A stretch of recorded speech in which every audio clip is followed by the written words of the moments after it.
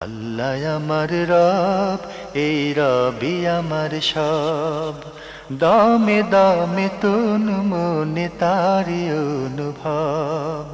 তোমার দুনিয়াতে আমি যেদিকে তাকাই, অথই নিয়ামতে ডুবে আছি সবাই।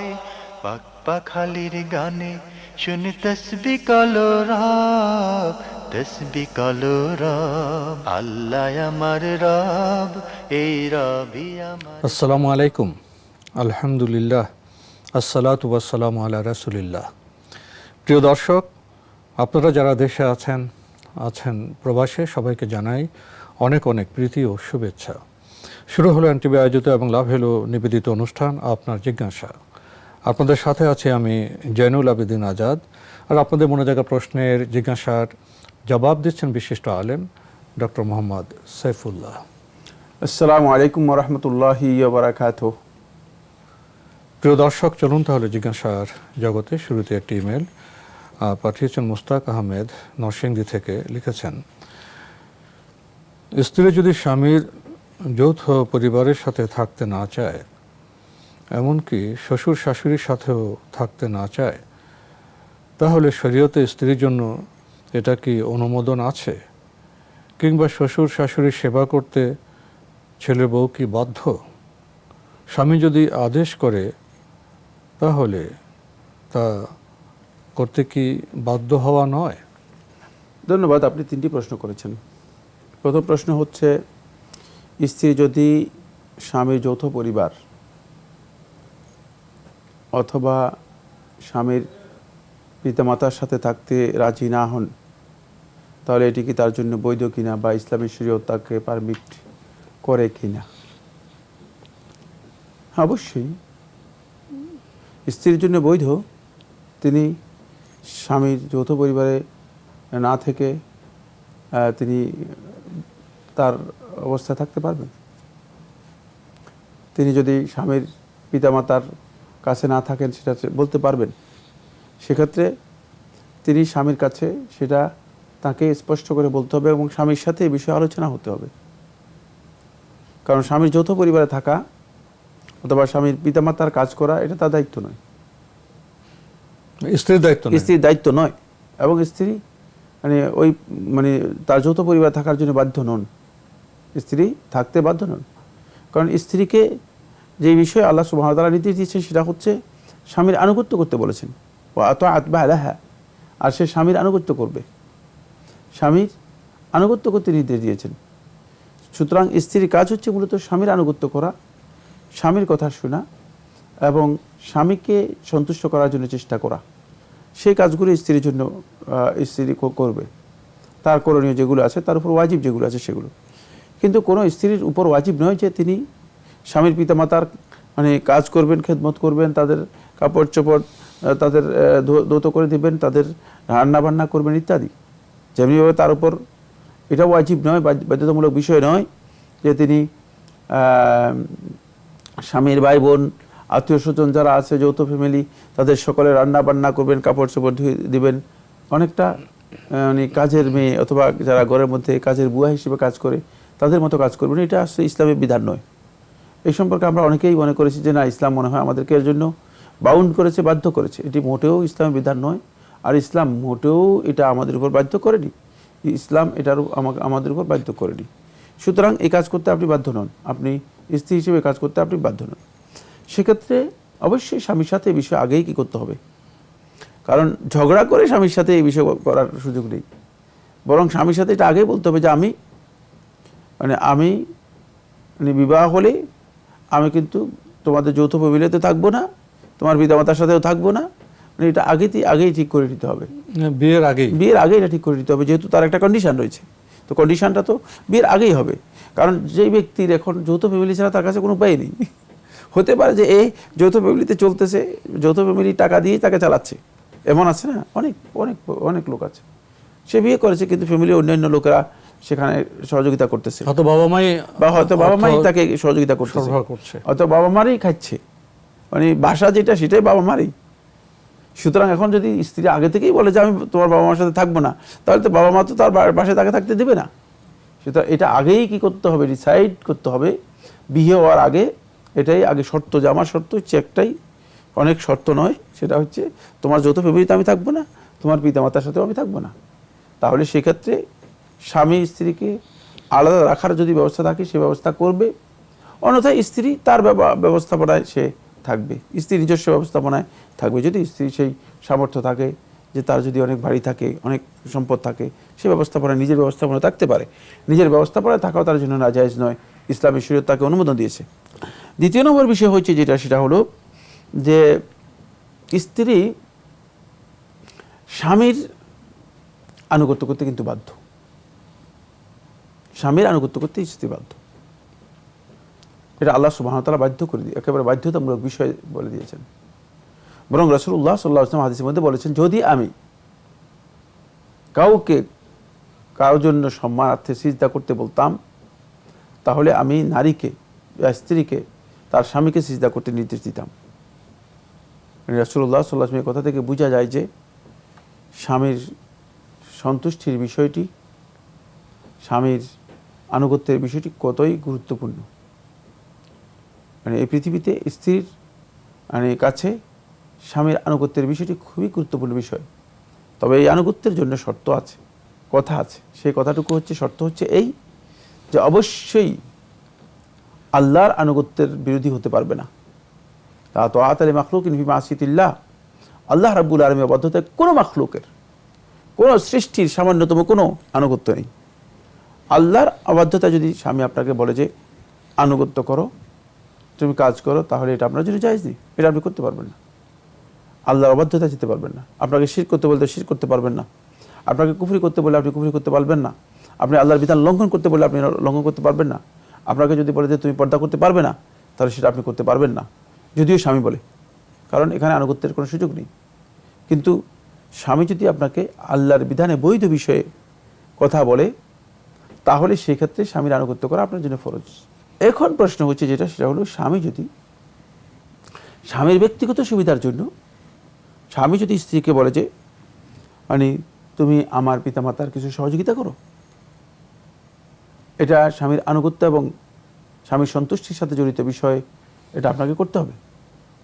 তার কারণ হচ্ছে স্বামী তো আপনার মাসলাহাতের জন্য কাজ করতেছে, আপনার সুবিধার জন্য কাজ করতেছে।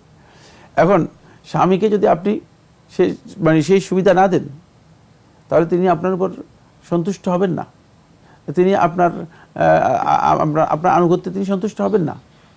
এখন স্বামী যদি কোনো কাজ আপনাকে করতে বলেন, তাহলে আপনি স্বামীর সেই কাজটুকু করতেই হবে। তার কারণ হচ্ছে, আপনি যদি স্বামীর আনুগত্য করেন, তাহলে আপনার স্বামী আপনাকে বলবে যে ঠিক আছে, তুমি এখন আমার জন্য এক কাপ চা নিয়ে আসো। আপনি বলছেন না, চা বানানোর কথা তো আগে হয় নাই, বিয়ের সময় তো এই কথা বলা হয় নাই, আর চুপ করে গেলেন। কতক্ষণ বললেন যে আমার তো অনেক চাকরি আছে, আমার কাজ আছে, আমি তো বাইরে যেতে হবে, আমাদের খাবার একটু ব্যবস্থা করো। বলছে না, খাবার রান্না করার তো আমার দায়িত্ব, কথা হয় নাই, আমি তো খাবার রান্না করবো কেন, আমার তো সেটা ব্যবস্থা হয় নাই। তারপরে পরের দিন বললো যে তোমার পিতামাতার আমি তোমার পিতামাতার কাছে থাকতে পারবো না, বা পিতামাতার তারা আমাকে কিছু করতে বললে আমি সেটা করতে পারবো না। কিন্তু স্বামী বলে যে পিতামাতার হক তো আমার উপর রয়েছে। তাহলে ঠিক আছে, যদি আপনি স্বামীর আনুগত্য করেন আর এগুলো না মানেন, তাহলে আনুগত্য হচ্ছে না। তাহলে সেক্ষেত্রে স্বামী কী করবে? স্বামী বাধ্য হবে যে স্বামী পিতামাতার হকটা তাকে অগ্রাধিকার দিতে হবে, পিতামাতার হক তার উপর রয়েছে। এখন পিতামাতার হকও তাকে পূরণ করতে হবে, আবার আপনার যেই স্ত্রী হিসেবে আপনার যে হক রয়েছে সেই হকও আপনাকে দিতে হবে। সেক্ষেত্রে অবশ্যই স্বামী বলবে যে ঠিক আছে, তুমি তোমার মতো থাকো, আমি আমার পিতামাতাকে আমি যতটুকু পারি সার্ভিস দিব, কিন্তু সেক্ষেত্রে আমি স্বামী হিসেবে তোমাকে যতটুকু আমার হক রয়েছে সে ততটুকু দিব। তখন দেখা যাবে যে দাম্পত্য জীবনে একটা কলহ তৈরি হলো, নিজেদের মধ্যে একটা ভুল বুঝাবুঝি তৈরি হলো। এই যে ভুল বুঝাবুঝি এইখান থেকে মূলত শুরু হয়। এই জন্য যখন আল্লাহর আনুগত্যর সাথে, আল্লাহ তাআলার আনুগত্যের সাথে সংশ্লিষ্ট কোনো আনুগত্যকে কেউ অস্বীকার করে অথবা পালন করতে অবাধ্য হয়, তখনই তার জীবনে ভয়াবহ পরিণতি নেমে আসে। এটাই মূল কারণ। কারণ সেখানে আপনাকে অবশ্যই কিছু বিষয় ধৈর্য ধারণ করতে হবে। স্বামী স্ত্রীর সম্পর্ক, শ্বশুর শাশুড়ির সেবা ইত্যাদি বিষয় আমাদের সমাজ জীবনে এই বিষয়টি নিয়ে অনেক সংকট সমস্যা সৃষ্টি হচ্ছে। দাম্পত্য জীবন তালাকের দিকে গড়িয়ে যায়।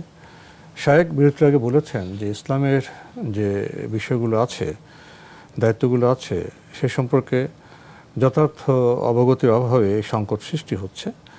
বিয়ের আগেই অনেক বিষয়ে এগুলো মীমাংসার প্রয়োজন। একদিকে হলো অধ্যত্ব, যে স্ত্রী সমন্বয় করতে চায় না, শ্বশুর শাশুড়িকে সম্মান করতে চায় না, স্বামী কল্যাণ করতে চায় পরিবারের, স্বামীর কথা শুনতে চায় না। আবার দেখা যায় এরকম শ্বশুর শাশুড়ি মানবিক নন, ইসলাম সম্মত আচরণ করেন না, দেবর ননদও পেয়ে বসে যে পরের পরিবার থেকে একটি মেয়ে এসছে, তাকে যত পারে কাজ করিয়ে নেয়। এই যে সমূহ বিষয়, তো এগুলো সমন্বয় কিভাবে হবে? যদি প্রথমেই এই বিষয়গুলো আলোচিত হয় বিবাহের আগে, তাহলে ক্লিয়ার হয়ে যাবে। আর যদি আলোচিত না হয়, তাহলে মুতাআরাফ আলাইহি যেটি রয়েছে, যেটি মানে প্রচলন আছে, সেই প্রচলনের উপর নির্ভর করেই একটা সমাজের যে প্রচলন আছে, সেটার উপর নির্ভর করতে হবে। আর এই ক্ষেত্রে অবশ্যই স্ত্রীকে সহনশীল ভূমিকা পালন করতে হবে। তিনি যত ধৈর্যশীল হবেন, ততই তিনি ইহসান করলেন। অবশ্যই ইহসানের জাযা আল্লাহ সুবহানাহু ওয়া তাআলা বলেছেন, হাল জাযাউল ইহসান ইল্লাল ইহসান। উত্তম কাজের, ভালো কাজের, ভালো আচরণের প্রতিদান আল্লাহ তাআলা ভালো ছাড়া, উত্তম ছাড়া দেবেন না। সুতরাং উত্তম জাযা পাবেন। সেক্ষেত্রে অস্থির হয়ে গিয়ে মানে 2 দিনে 3 দিনে যদি তিনি মনে করেন যে না, আমি এগুলো কিচ্ছু মানি না, তাহলে তো অবশ্যই দাম্পত্য জীবনটা কলহযুক্ত হয়ে যাবে, বিদ্রোহ করার সুযোগ নেই। সেখানে জায়গায় অবশ্যই ধৈর্য ধারণ করতে হবে। আরেকটি বিষয় জানতে হবে, সেটা হচ্ছে এই যে আমাদের দেশে, আমাদের জনপদে মানে পারিবারিক জীবনটা অনেকটা ইন্ডিভিজুয়াল নয়। কারণ হচ্ছে পরিবারের সাথে অনেক পরিবার আছে, সম্পর্ক অনেক পরিবার আছে যে দেখা গেছে যে মানে এখনো দাদা রয়ে গিয়েছে, মানে তারপরে বাপেরা বৃদ্ধ হয়ে গিয়েছে, কিন্তু সবাই একসাথেই আছে। এটাও কিন্তু একটা সৌন্দর্য, এটা অসুন্দর কিছুই না। কিন্তু সেখানে নিজেদের মধ্যে সমঝোতা, সহনশীলতা, উদারতা, আর এই উদারতাটা আসলে ইসলামে অত্যন্ত গুরুত্বপূর্ণ বিষয়। পরস্পরকে বোঝা এবং পরস্পরের প্রতি সহনশীল হওয়া, একটু উদারতা দেখানো, উদারতা প্রদর্শন করা, এবং কাজে পরস্পরকে সহযোগিতা করা, মানে এই বিষয়গুলো থাকতে হবে। কিন্তু এটা কখনো সম্ভব নয় যদি একজন বলে যে আমি করবোই না, আরেকজন বলে যে না আমি থাকবোই না। তাহলে তো এখানে দাম্পত্য জীবনটা সেখানে মানে একেবারেই মানে কঠিন হয়ে যাবে, বিষাক্ত হয়ে যাবে। এক্ষেত্রে অবশ্যই তো জাস্টিস এখানে নয়, জাস্টিস সকল ক্ষেত্রেই অপরিহার্য। ওয়াজিব হচ্ছে আপনি স্ত্রীকে নির্দেশ দেওয়ার আগে আপনি জানবেন যে আসলে আদৌ স্ত্রী এই কাজটি করা তা পারবে কিনা। যেমন আপনি মনে করেন 6 তলা একটা বাড়ি, মানে এটা হলো, এটাকে কি বলছেন যৌথ পরিবার, যেটা আপনি যৌথ পরিবার বলছেন, যৌথ পরিবার 6 তলা বাড়ি বললেন যে পুরো বাড়িটা তুমি ভালো করে মুছে আসো, এটা হয়তো তার পক্ষে সম্ভব কিনা, শারীরিক অবস্থা আদৌ কি সম্ভব কিনা।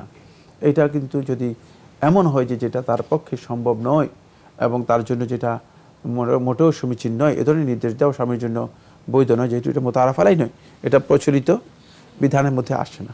জি প্রিয় দর্শক, আমরা উপলব্ধি করলাম যে যৌথ পরিবারের তো সৌন্দর্য আছে। তো যৌথ পরিবার তো একাকেও থাকে না, স্বামী থাকেন, স্ত্রী থাকেন, শ্বশুর শাশুড়ি থাকেন, দেবর ননদরা থাকেন।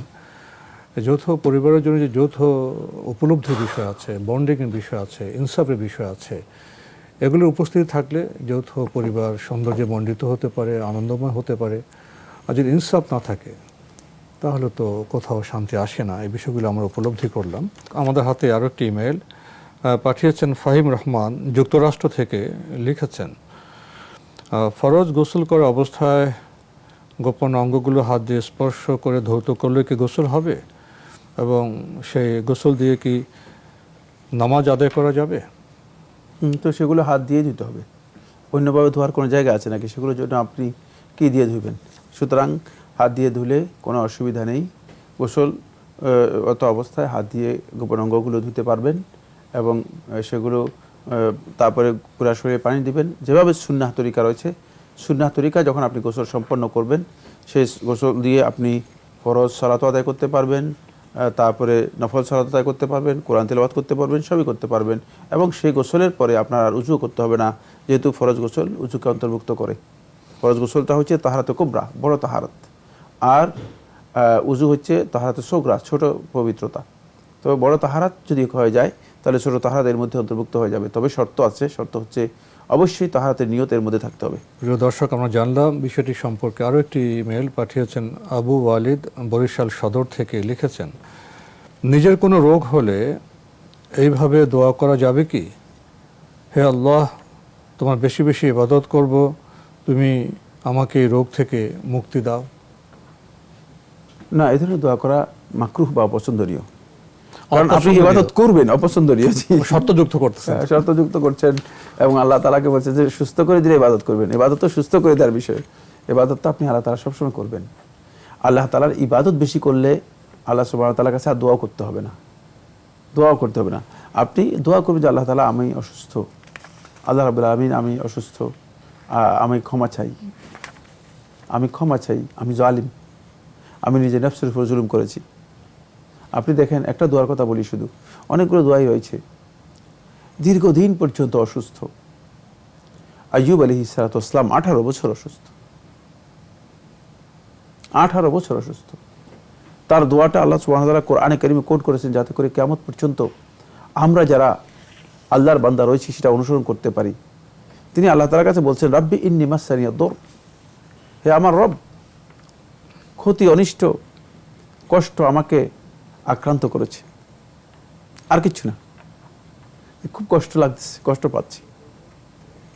ওয়া আনতা আরহামুর রাহিমিন, আর আপনি হচ্ছেন রহমতকারীদের সবচেয়ে বড় রহমতের অধিকারী, রহমতকারী। মানে আল্লাহ তাআলাকে তার রহমতের কথা বলে দিচ্ছেন যে আল্লাহ, আপনি অনেক বড়, অনেক বিশাল রহমত আপনার রয়েছে। একথা বলেন যে আমাকে সুস্থ করে দেন, দোয়া করবো, ইবাদত করবো আপনার পরে, এটা তো প্রশ্নই আসে না। কারণ এই দোয়ার মধ্যে, দোয়ার ভাষার মধ্যে অনেক কথা লুকায়িত আছে, অনেক কথা লুকায়িত আছে। কারণ বান্দা শুধুমাত্র তার কষ্টের কথাটুকু আল্লাহ রাব্বুল আলামিনের কাছে ব্যক্ত করতে পারবে, অভিযোগ করতে পারবে না। অভিযোগ করলে আল্লাহ তাআলাকে ব্লেম করে দিল, তাহলে সে সবর ইখতিয়ার করেনি। কিন্তু কষ্ট তো পাচ্ছে, অসুস্থতা অবশ্যই মানুষের কষ্ট দেয়। তখন বান্দা এতটুকু বলতে পারবে যে আল্লাহ, আমার কষ্ট হচ্ছে, আমি কষ্ট পাচ্ছি, আমি কষ্ট আক্রান্ত হচ্ছি, এটা বলতে পারবে। কারণ এটা তার অন্তরের কথা, এটা তার বাস্তব কথা, তার এই কথাটুকু তার রবের কাছে বলতে পারে বান্দা। কিন্তু এই অভিযোগ দিতে পারে, আল্লাহ আমাকে কেন এই কষ্ট দিয়েছেন, এই কথা বলতে পারে, আল্লাহ আমি কেন এত কষ্ট পাচ্ছি,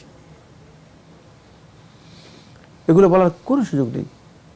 আর আল্লাহ তাআলার রহমতকে, আল্লাহ তাআলার সম্মানকে, মর্যাদাকে, আল্লাহ তাআলার প্রশংসাকে সবচেয়ে বড় করে তুলে ধরবে। এটা হচ্ছে দোয়ার মানে পদ্ধতি। সেই দোয়া এমন হয়েছে শেষ পর্যন্ত আল্লাহ সুবহানাহু ওয়া তাআলা তাকে সুস্থ করে দিয়েছেন, তার পরিবার ফিরিয়ে দিয়েছেন, আর ডবল তাকে মানে পরিবার দিয়েছেন, সব কিছু আল্লাহ সুবহানাহু ওয়া তাআলা আবার ফিরিয়ে দিয়েছেন। সুতরাং এই জন্য আমরা খেয়াল রাখতে হবে যে এমনভাবে দোয়া করবো না যেখানে আল্লাহ সুবহানাহু ওয়া তাআলার শানের সাথে, আল্লাহ তাআলার বিশাল মর্যাদার সাথে মোটেও যায় না, বরং ভাবসাবটা এমন যে আমি আল্লাহর উপর একটা শর্তারোপ করে দিচ্ছি। যদি এমনটা হয়ে থাকে তাহলে এই দোয়াটি মাকরুহ, অপছন্দনীয়, সঠিক নয়।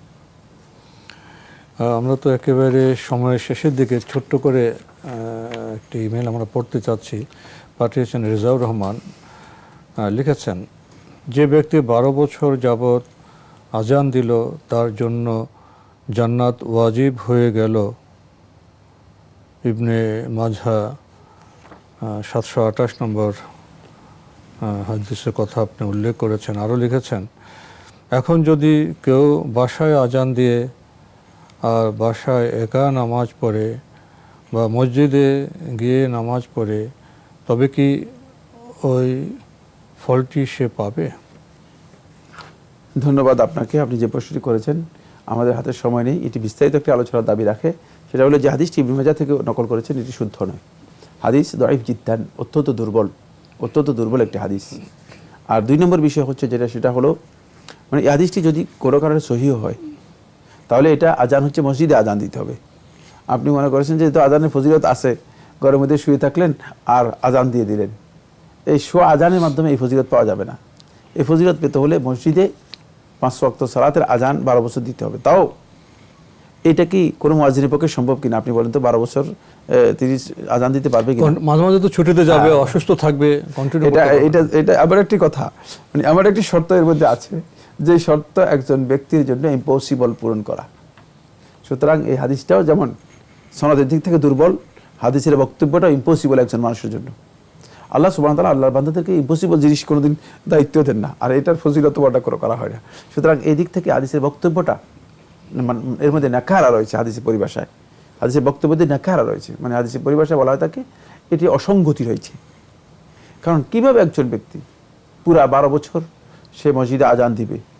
এটা মানে হতে পারে যে একদিন ঘুমিয়ে আছে, ফজর আজান দিতে পারে নাই, সে তো আর 12 বছর আজান দিবে না। অসুস্থ থাকে, এটা কোনোদিন মানুষের জন্য হতে পারে না। তাই এই হাদিসটি মূলত যেমন সনদের দিক থেকে অত্যন্ত দুর্বল, গ্রহণযোগ্য নয়, ঠিক তেমনিভাবে হাদিসের মতনের মধ্যে অসঙ্গতি রয়েছে, যে কারণে গ্রহণযোগ্য নয়। তো আজকে আমাদের এখানে শেষ করতে হবে। আপনাকে অনেক ধন্যবাদ। আপনাকে অনেক ধন্যবাদ। প্রিয় দর্শক, আমরা দেখছিলাম এনটিভি আয়োজিত এবং লাভেলো নিবেদিত অনুষ্ঠান আপনার জিজ্ঞাসা। আমাদের অনুষ্ঠান আপনারা এনটিভি অনলাইনেও দেখতে পারবেন, ভিজিট করুন www.ntvbd.com। এছাড়া ইউটিউবে এবং আমাদের ভেরিফাইড ফেসবুক পেজে অনুষ্ঠান দেখতে পারবেন। শেষে এসে আমরা 12 বছর আজানের বিষয়টি পেলাম এবং ফজিলতের কথাও পেলাম। এখন সব হাদিস কি সহি? দুর্বল হাদিস আছে, জাল হাদিস আছে, এসব বিষয়ে আমাদের সচেতন থাকতে হবে। এবং অনেক কিছু আমরা লক্ষ্য করব যে সঙ্গতিপূর্ণ নয়, সেখানেও প্রশ্ন জাগতে পারে। চিঠি লিখুন, প্রশ্ন পাঠান আমাদের ঠিকানায়। পরিচালক আপনার জিজ্ঞাসা, এনটিভি, বিএসসিসি ভবন, 7ম তলা, 102 কাজী নজরুল ইসলাম এভিনিউ, কারওয়ান বাজার, ঢাকা 1215। ইমেল অ্যাড্রেস আপনার জিজ্ঞাসা @ntvbd.com। মহান আল্লাহ আমাদের সবাইকে নিরাপদে রাখুন, রাখুন শান্তিতে। আসসালামু আলাইকুম। আল্লাহ আমার রব, এই রবি আমার সব, দামে দামে তুন মনে তারি অনুভব। আল্লাহ আমার রব, এই রবি আমার সব।